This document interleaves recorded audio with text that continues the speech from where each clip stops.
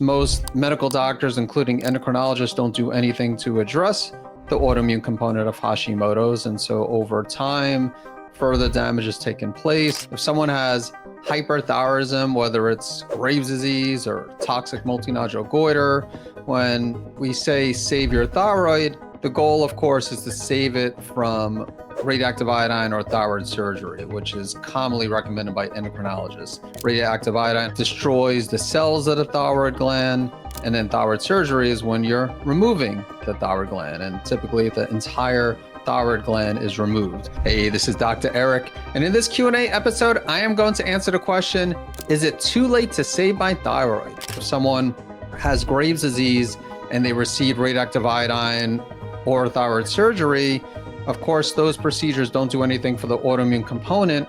So you want to do things to address that autoimmune component to improve the health of the immune system. How about Hashimoto's? When is it too late to save one's thyroid when someone has Hashimoto? So in most cases,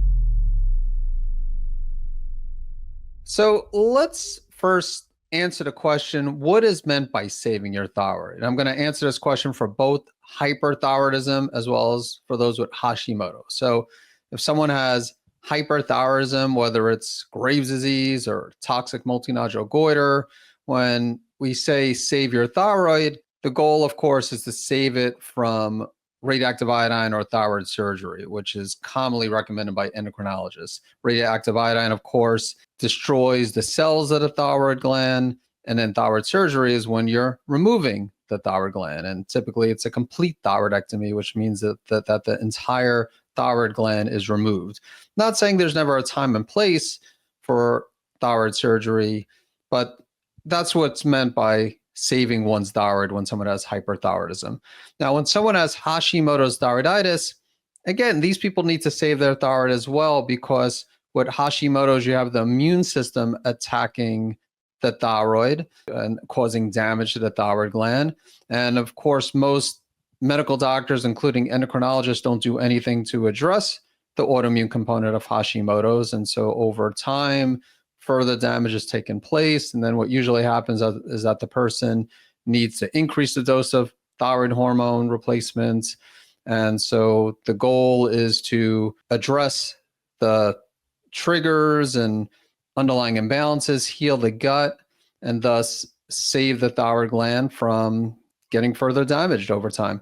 So the next question, when it comes to hyperthyroidism, when is it too late to save one's thyroid? And again, I'll then switch over to Hashimoto. So obviously when someone has received radioactive iodine or especially thyroid surgery, then I would say it's too late. Now with radioactive iodine, some people receive radioactive iodine and they don't become hyper, or maybe they become hyperthyroid transiently, temporarily, and then they become, some of them become hyper again. So when especially a lower dose of radioactive iodine is used, then it's still possible to save one's thyroid. And some people do end up getting 2 or 3 doses of radioactive iodine. But in most cases, when someone receives radioactive iodine, especially again, a higher dose of radioactive iodine, and the thyroid gland is completely obliterated, then I would say in most cases, it's too late to save the thyroid. And then of course, if someone gets a complete thyroidectomy, then same thing. In that case, it's too late to save one's thyroid. Now, even when that's the case, I would still say you want to do things to address the cause of the problem. So if someone has Graves' disease and they receive radioactive iodine or thyroid surgery, of course, those procedures don't do anything for the autoimmune component. So you still want to do things to address that autoimmune component to improve the health of the immune system. If someone has a condition such as toxic multinodular goiter and they receive one of these procedures, same thing. What caused the toxic multinodular goiter? What caused the multiple nodules and the goiter? Was it insulin resistance or problems with estrogen metabolism or just widespread inflammation? So you would still want to address the cause of the problem. If you are looking to do everything you can to save your thyroid, in addition to watching my videos on YouTube, you also might want to subscribe to my free online newsletter, which is called Healthy Gut, Healthy Thyroid.